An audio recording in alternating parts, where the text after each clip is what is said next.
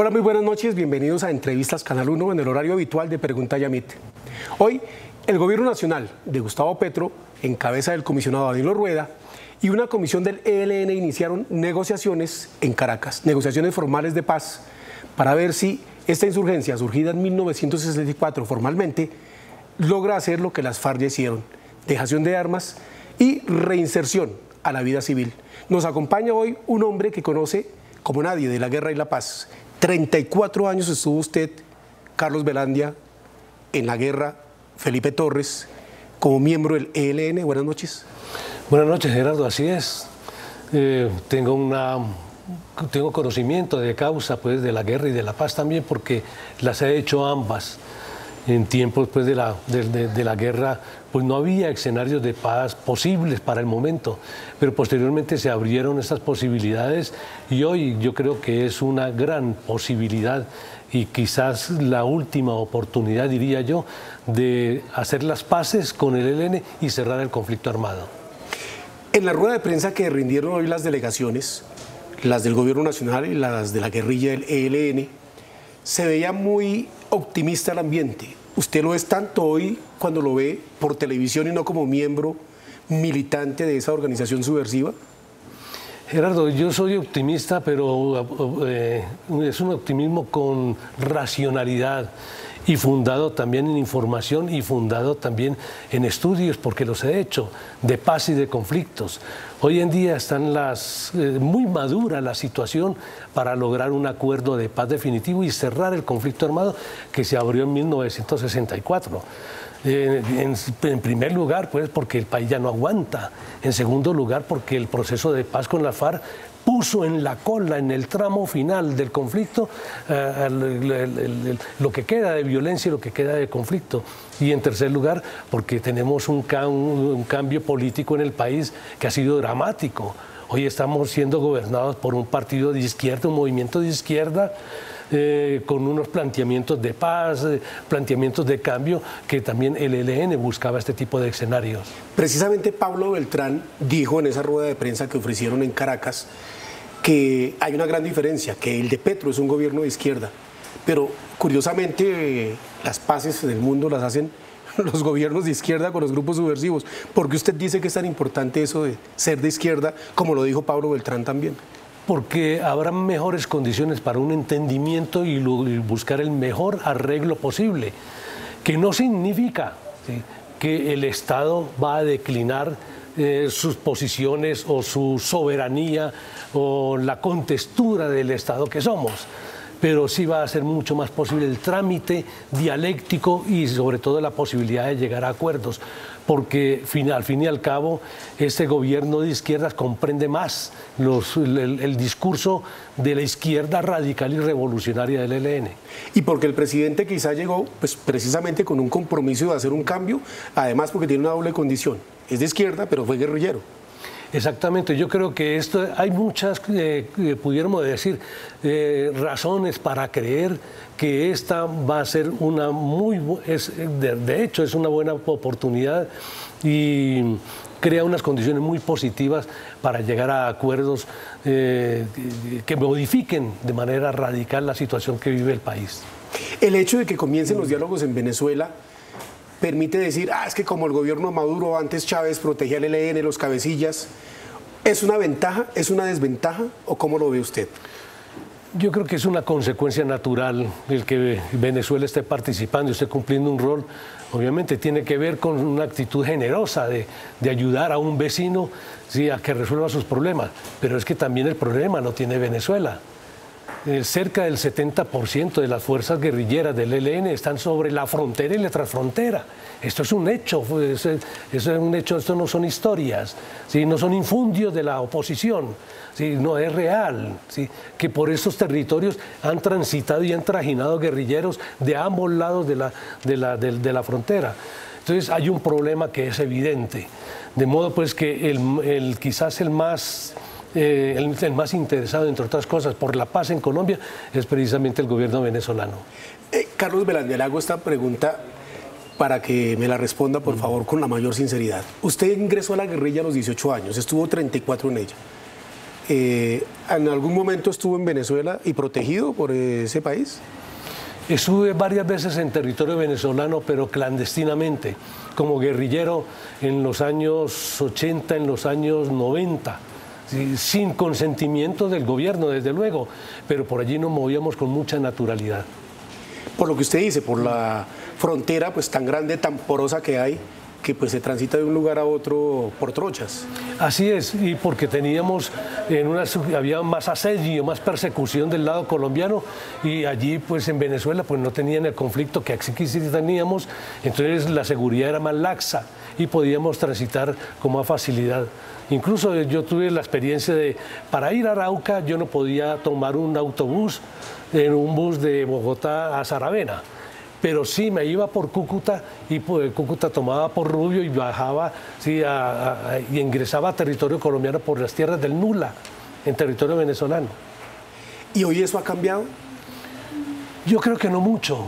Yo creo que no mucho porque ahora, pues siendo una frontera tan conflictiva, tan porosa como lo dices, y con la presencia de tantos actores y pudiéramos decir, tan débil la presencia institucional de lado y lado en la frontera, todo eso es posible, ese trasiego, esa transhumancia de lado a lado.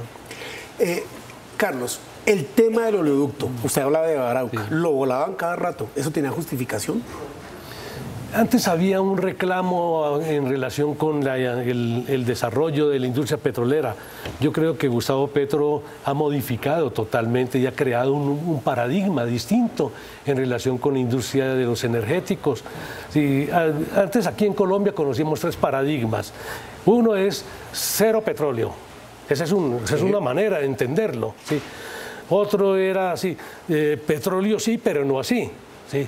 Y otro era, sí, petróleo bien hecho.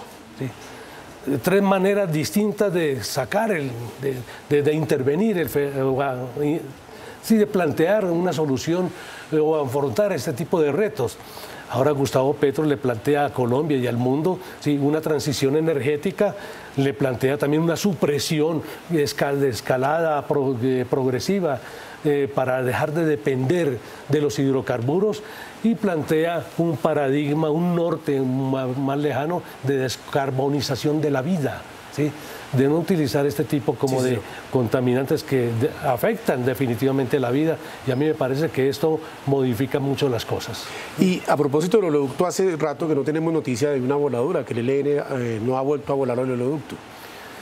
Sí, y entre otras cosas porque no es razonable que con este gobierno el ELN le vuele oleoductos, le tumbe torres, le vuele puentes o atente contra puestos de policía o escuelas de cadetes. No, este es un gobierno de estirpe popular, es un gobierno de izquierda, es un gobierno democrático que expresa en cierta forma el poder popular que el mismo ELN ha promulgado, de modo pues que no sería ni justo ni tampoco conducente en términos políticos. Dice usted que no se justifica que el ELN haga una de esas acciones armadas contra este gobierno. ¿Se justificaba contra otros gobiernos? Quizás no se justificara, pero era más entendible. Se estaba enfrentando a gobiernos oligárquicos. Este no lo es. Este es un gobierno de estirpe popular, ¿sí? Muy abierto, de una composición, pudiéramos decir, nacional, muy democrática. Vamos a hablar después de comerciales con Carlos Velandia, Felipe Torres en la guerrilla del Ejército de Liberación Nacional, que dejó en el año 2004. Ya lleva 18 años haciendo la paz, como él dice, siendo un gestor de paz, escribiendo sobre guerra y paz. Y después le voy a preguntar sobre el papel de Fedegan, el papel de la Iglesia Católica, que tiene mucho que ver con el origen del ELN, y su apellido, su seudónimo en la guerra, también lo es por el padre Camilo Torres, fundador del ELN. Entonces, después de comerciales, tengo estas inquietudes, sobre todo de Fedegan. Segunda parte de la entrevista con Carlos Velandia, un hombre de la guerra y la paz. Hoy se la juega por la paz. Le preguntaba antes de comerciales, Carlos, el tema de las delegaciones y sobre todo fundamentales en el gobierno. Representación de José Félix Laforí, poderoso presidente gremial de los ganaderos de Fedegan, y de Monseñor Héctor Fabio Nao, representante de la Iglesia en las relaciones, precisamente Iglesia-Estado, en esa mesa de negociación. ¿Cómo ve usted esos negociadores? Pues veo que la delegación del gobierno es una delegación muy diversa, con una participación de distintos sectores sociales también muy, muy importantes, de las negritudes, de las etnias, de mujeres, del sector empresarial, pequeños industriales, y obviamente la presencia de José Félix Lafourcade. El país conoce al señor Lafourcade como un dirigente empresarial muy caracterizado, muy reconocido por sus posiciones de derecha, incluso diría de derecha radical, que ha adversado de manera abierta, nunca lo ha ocultado, los procesos de paz anteriores. Verlo ahora sentado en una mesa de diálogo en representación del gobierno, en la delegación del gobierno, ¿sí? Esto, la verdad, como dicen en España, ¿sí? Lo pone uno a flipar. Es decir, lo sorprende gratamente. A mí me sorprende gratamente, creo que es de muy buen recibo y es una señal muy poderosa de que las cosas están cambiando en el país. ¿Por qué es tan importante esa presencia del doctor Lafourcade, que como usted dice, pues es un hombre de derecha, es miembro del Centro Democrático, a quien precisamente al doctor Lafourcade apoyó el expresidente Álvaro Uribe en un comunicado público que dijo que hay que darle una oportunidad a la paz? Simplemente, Gerardo, porque el asunto de la paz es un asunto de la nación, es un asunto de la sociedad en su conjunto y nadie puede excluirse. Aunque la derecha, aunque estemos en un gobierno de izquierda y la derecha tenga una posición, a ellos les compete los problemas del país y entre ellos la paz. Mal harían ellos en seguirse oponiendo de manera terca, absurda, a algo que beneficie al conjunto de la sociedad, al conjunto del país y también a la región. Sí, los tiempos están cambiando y yo creo que la derecha está comprendiendo esa nueva realidad y por eso es que tenemos a Félix Lafourcade en la mesa. Y usted resalta, por supuesto, entonces por eso, para que él conozca la opinión de sus antiguos compañeros del ELN, guerrilla a la que usted ya no pertenece. Usted es un hombre civil desde hace 18 años, comprometido con la paz, pero analista y escritor precisamente de la guerra y la paz. Esa presencia del doctor Lafourcade es una presencia que representa los gremios, que representa a los ganaderos, o que qué más representa de acuerdo con su visión. Sí, obviamente tiene un talante de derechas, pero él no está en representación allí de Partido Centro Democrático, tampoco está en representación de la oposición. Él tiene el aval y el acompañamiento de su gremio, el gremio de los ganaderos.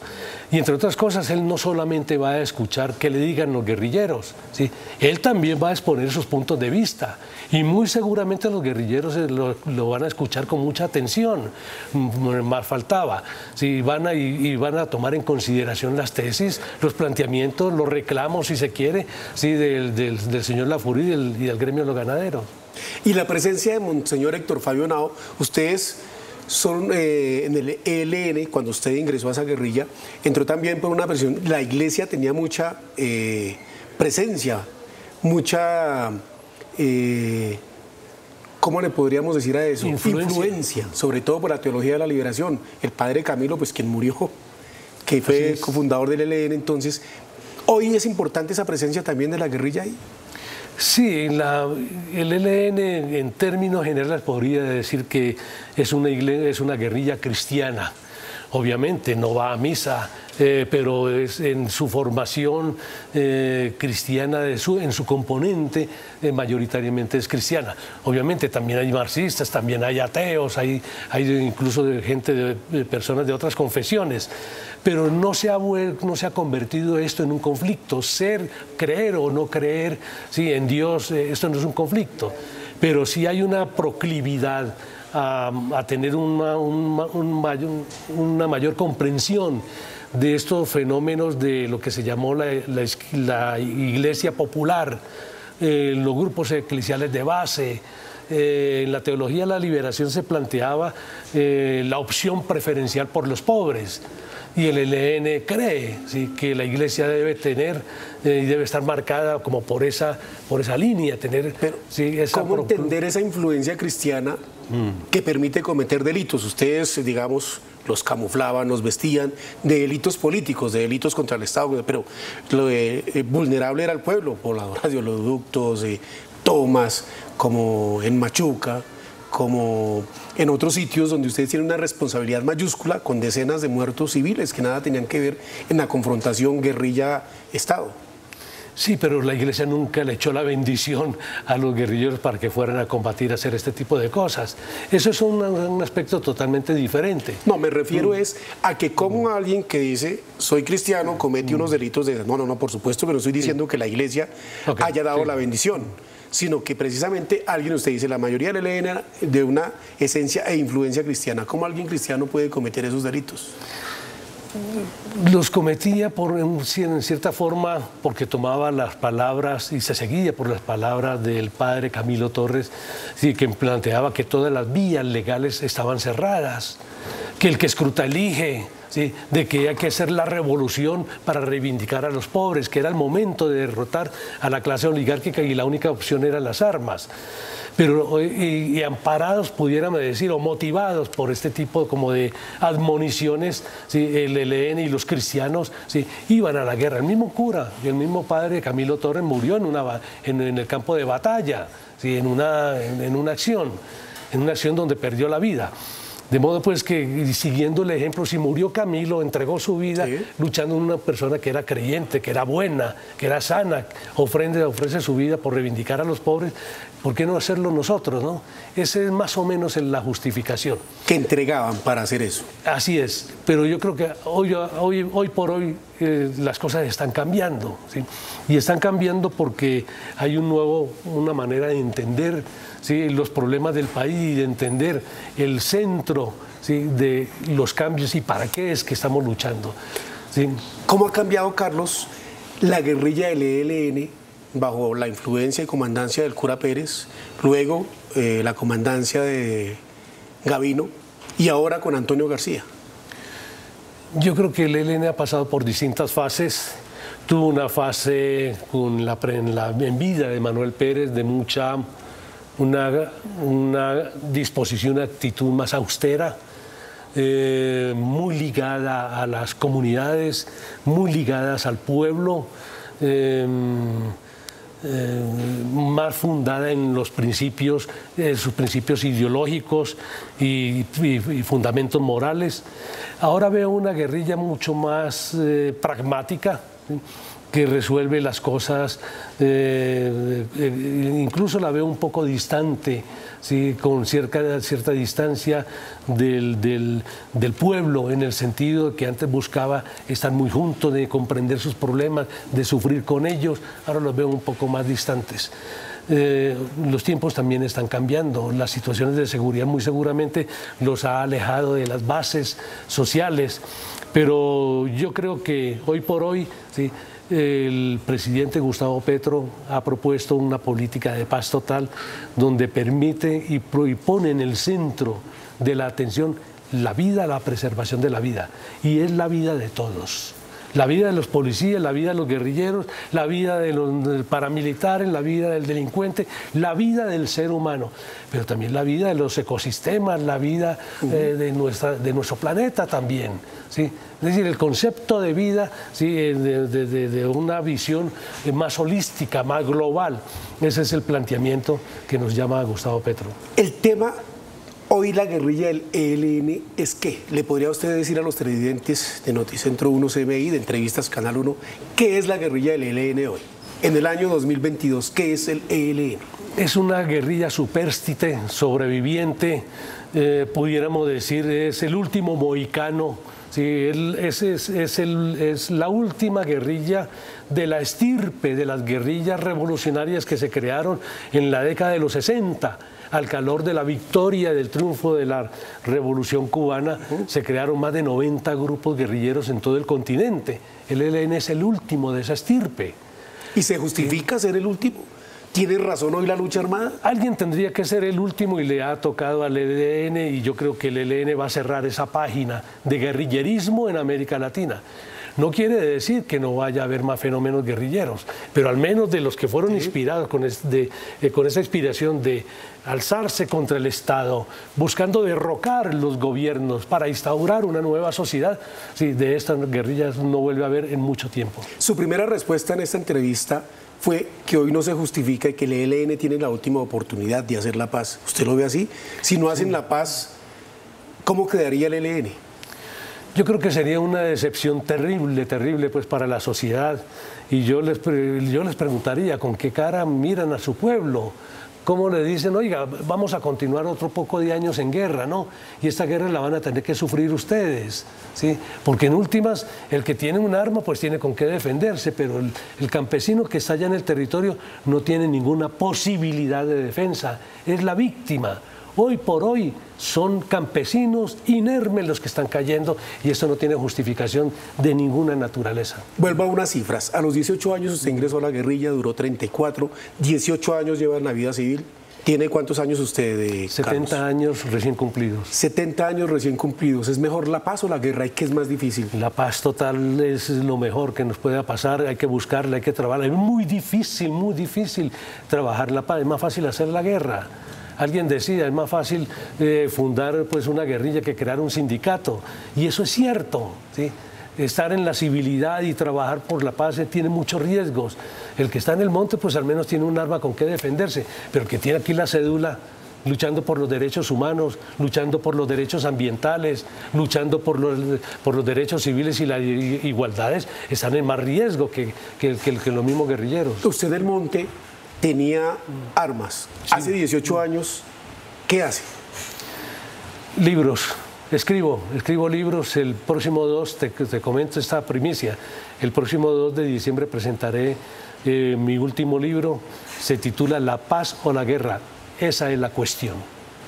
Que precisamente hoy comenzó a discutirse en Caracas. La paz o la guerra con la última guerrilla que queda en el continente, usted lo decía, y por supuesto en Colombia, desde 1964, 58 años alzados en armas que no se justifica con la autoridad que lo dice usted de haber militado 34 años en la lucha armada.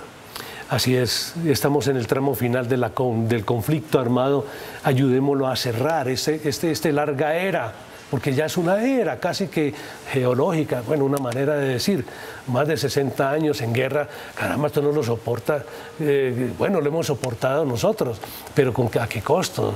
Con el costo del atraso, con el costo de que haya territorios sin democracia, con el costo de que haya gentes en estos territorios que no pueden votar, o si van a votar en contra de su propia voluntad, o van coaccionados, o van comprados. Es decir, el país tiene que superar la guerra para llevar prosperidad a todas partes y que el Estado social y de derecho sí, nos vincule a la totalidad de la nación. Y el tema de la impunidad. Decía el comisionado, esto no va a ser un proceso de impunidad, pero mucha gente va a decir, uy, eso va a ser como los de las FARC.